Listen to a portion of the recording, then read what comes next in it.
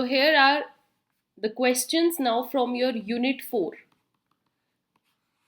We have done till Unit 3 all the MCQs questions of practice. Those who have not watched last session, on the top you can see the link. Go and watch it out. So now here next Unit 4, these all questions are from now we are starting Unit 4. This इस video में आगे बढ़ने से पहले आइए जानते हैं हमारे इस गाइडेंस और मेंटरशिप प्रोग्राम के बारे में।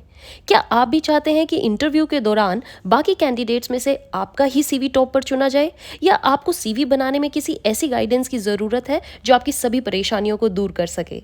क्या आपको भी एग्जाम प्रिपरेशन में ज़्यादा समय ना गवाकर पॉइंट टू पॉइंट या एग्जैक्ट प्रिडिक्शन के अकॉर्डिंग ही पढ़ना है? क्या आपको भी डाउट सॉल्विंग ट्यूशन्स महंगे पड़ रहे हैं?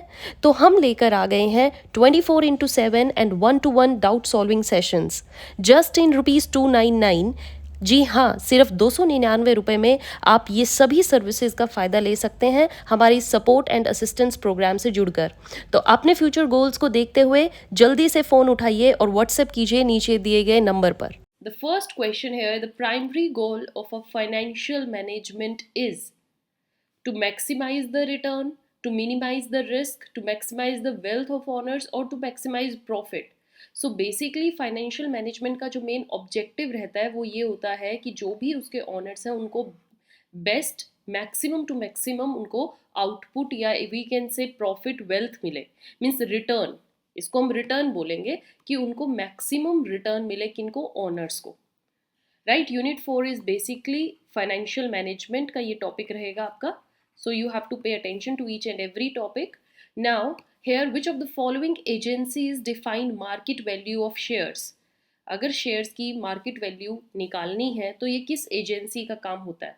द रिस्पेक्टिव कंपनीज, या फिर investment market, government share holder. तो ये काम होता है इन्वेस्टमेंट मार्केट का, जहां पर आप उन शेयर्स में इन्वेस्ट करोगे वो मार्केट डिसाइड करती है on the basis of demand and supply क्या प्राइस रहेगा एक पर्टिकुलर शेयर का। Next is, which of the following statements are true on wealth maximization?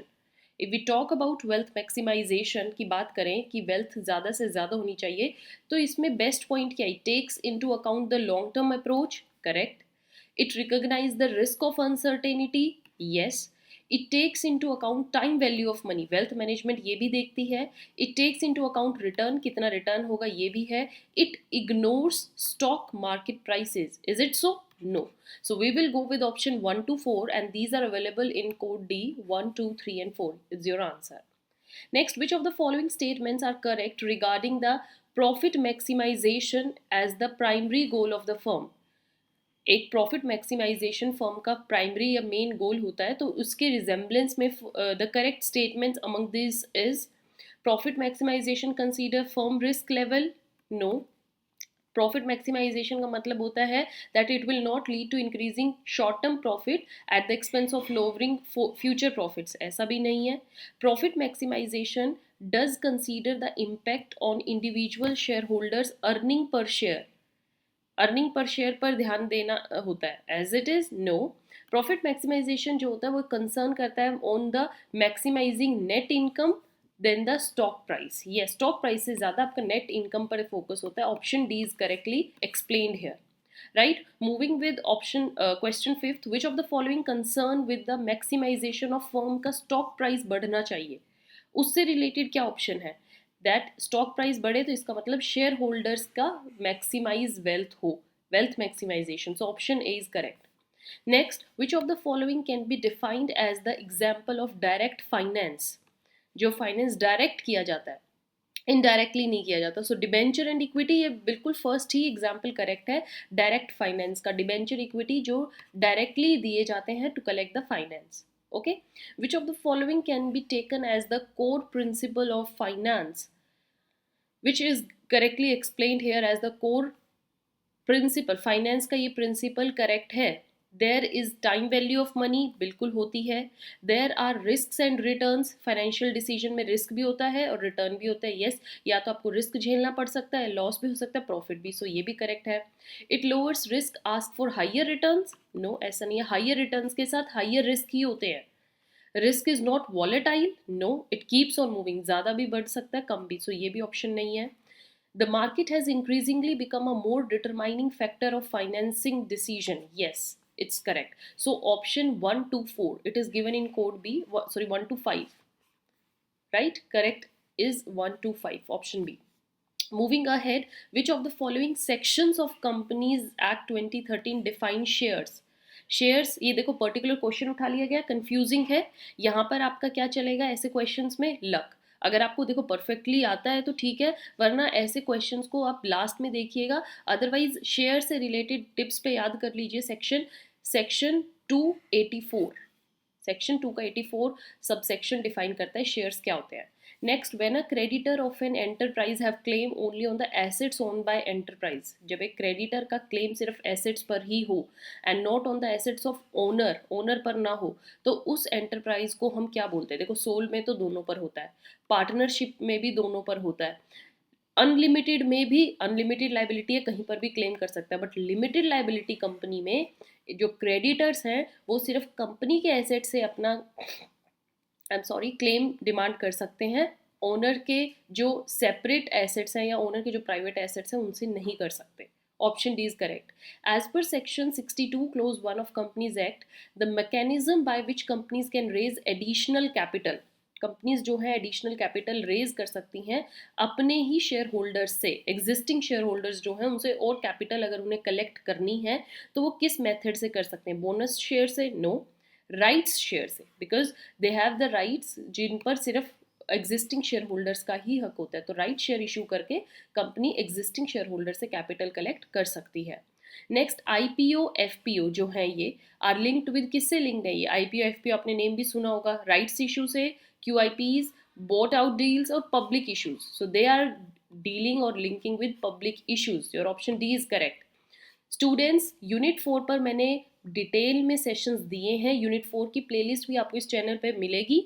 Those who want to do unit 4, first of all topic wise in detail explanation on the top, I am providing you link of unit 4. Go and watch it out.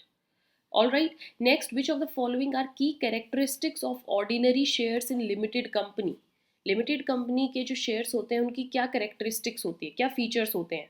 एक बार हम इन पर देखते हैं सारे read करके. They have limited life? No, limited life तो होती ही नहीं, यही फर्स्ट करेक्ट है. Limited life? No. Have an unlimited life? It's correct. Voting rights भी होते हैं, डिविडेंड्स रिसीव करते हैं. सो सारे इसी में फीचर्स हैं. We will go with option C. A company may raise the financial capital in the primary market through. Primary market से अगर आपको फाइनेंस उठाना है, कैपिटल उठानी है, तो किस मेथड के थ्रू आप उठा सकते हैं? पब्लिक इशू करके? करेक्ट. राइट इशू करके? ये भी करेक्ट है. बोट आउट डील से भी? So all of the above. We will go with here option D, all of the above.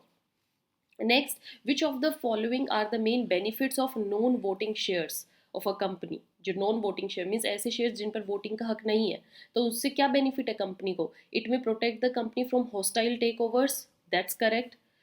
The voting rights may not be provided to such shareholder. ये भी सही है. Non voting share, उनको voting right ही नहीं मिलेगा. Non voting share holders जो होते हैं they have higher dividend. Yes. So all of the above is the correct feature of non voting shares.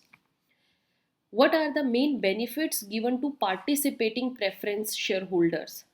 Right, आपने देखे होंगे प्रेफरेंस शेयर होल्डर जो पार्टिसिपेटिंग होते हैं उनका मेन क्या फीचर है, क्या बेनिफिट है? Sorry, they are first paid a variable rate of dividend. No.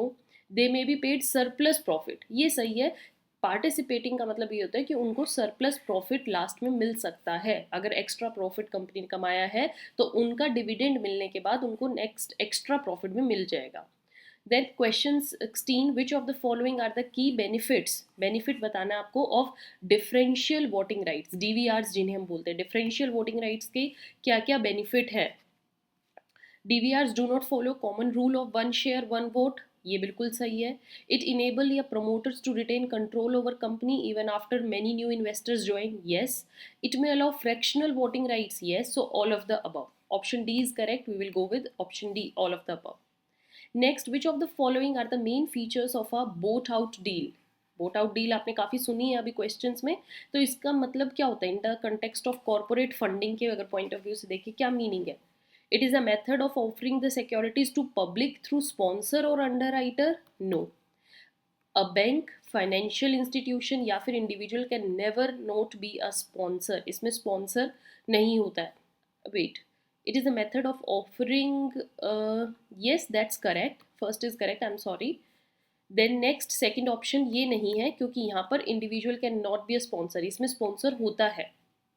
Then the securities are listed in one or more stock exchange with time frame mutually agreed upon the company. Yes, that's correct. And the sponsor be the bought out deals facilitate better investment protection. Yes, as the sponsor may occupy large number of shares, it may trouble the company. ये भी बिल्कुल correct है. So all the codes 1, 3, 4 and 5 is available in option B. Code B के साथ हम जाएंगे. Right? Then next, which of the following options are a part of preference shares? Preference shares का ये part है. They receive dividends. Yes. इनमें से बाकी अगर आप देखो voting rights होता है, ये नहीं होगा. नॉट अलाउएबल कॉर्पोरेशन टैक्स ये नहीं है. सो रिसीव डिविडेंड ये करेक्ट फीचर है.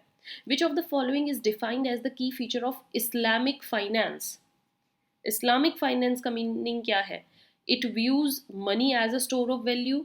No. It is available only in Muslim countries. ऐसा भी नहीं है. It doesn't allow interest to be paid on loans. Yes, ये एक ऐसा फाइनेंस है जिस पर आपको इंटरेस्ट देने की जरूरत नहीं है. Option C. Then, which of the following is not a method of issuing the ordinary shares? Ordinary shares आप इस मेथड से इशू नहीं कर सकते, बाकी सब मेथड से कर सकते हो. सो इशू बाय टेंडर कर सकते हो, ऑक्शन के थ्रू नहीं कर सकते. So option B is odd one out. बाकी तीन इंटरमीडियरी से भी कर सकते हो, प्लेसिंग से भी कर सकते हो. Next question is preference shares का क्या मीनिंग है? Preference shares have specific maturity dates. No. Offer investor same level of risk. No. Have voting rights. हो जाता है कई बार नहीं होता, इक्विटी में ही होता है, ऐसा नहीं है. Pay a specific return to investors. Yes, that's correct. Pay a specific return to investors, क्योंकि प्रेफरेंस को पता होता है कि उन्हें इतना रिटर्न तो मिलेगा ही मिलेगा. Next, participating preference shares are those participating in the. Participating का मीनिंग क्या है? जो किस में पार्टिसिपेट करते हैं? Rights on the assets when the company जो है लिक्विडेट हो रही है. राइट, जब कंपनी लिक्विडेट होने लगती है तो पार्टिसिपेटिंग प्रेफरेंस शेयर्स वो होते हैं जो उसमें पार्टिसिपेट कर सकते हैं एसेट्स पे जिनका क्लेम हो सकता है. So option C is correctly given here. Next, who formulated the following model for estimating the market price of equity share? अगर मार्केट में इक्विटी शेयर का प्राइस देखना है कितना रहेगा तो ये फॉर्मूला दिया गया था. This is the price, means market price. D is here dividend per share. This is your R A upon R C. ये यहाँ पर गिवन है आपको. अर्निंग पर share, internal rate, capital cost. तो ये किसने दिया था? मॉडिगिलानी मिलर ने, मायरन गॉर्डन ने, जेम्स ई वॉल्टर ने ये फॉर्मूला दिया था. Option C is correct. Debentures are long term borrowings of a company. In debentures interest payable is. Debentures जो है वो लॉन्ग टर्म बोरोइंग है कंपनी की, तो डिबेंचर्स पर इंटरेस्ट कैसे पे किया जाता है? Charged against the firms profit. Okay, जो फर्म का प्रॉफिट आया है पहले उस प्रॉफिट में से डिबेंचर्स के इंटरेस्ट दीजिए, then move ahead. Right. The form of discount allowed on the issue of debentures is in the nature of. If we see कि डिबेंचर्स पर जो डिस्काउंट अगर हम दें तो वो कंपनी के पॉइंट ऑफ व्यू से क्या क्या है? सो कंपनी के पॉइंट ऑफ व्यू से it is a deferred revenue expenditure long term के लिए. Right. Then when a company जो लिक्विडेट होने लगती है, the debenture holders have a prior right for. Principal amount का भी राइट है डिबेंचर्स को और इंटरेस्ट का भी, दोनों वो सबसे पहले क्लेम करेंगे. So they have prior. So we will go with option C, both A and B. Right. Then a debenture mostly, कैसा होता है एक debenture mostly? So it is mostly a long term loan. Option C. Okay, then moving ahead, question number 28. Debentures can best be described as a form of. As I said, ये long term loan है तो long term loan में जाएंगे हम, short term medium term पे जाना ही है. Option A भी यहीं पर रॉन्ग होगी. Then it's have a fixed rate of interest. So option C correctly explains C. Then which of the following is not a clear difference between debenture holder and shareholder of a company? बाकी सब difference के basis पे हम कर सकते हैं. देखो, voting right से शेयर होल्डर्स को वोटिंग राइट होता है, डिबेंचर होल्डर को नहीं होता है, तो ये क्लियर डिफरेंस है. ऑनरशिप पे भी शेयर होल्डर्स ओनर्स होते हैं, डिबेंचर होल्डर्स सिर्फ क्रेडिटर्स होते हैं, ये भी नहीं. इंटरेस्ट और डिविडेंड के तौर पर अगर हम देखें तो ये इन दोनों को डिफर करता है. डिबेंचर्स पर एक इंटरेस्ट डिविडेंड होता है, शेयर होल्डर्स पर ऐसा नहीं होता.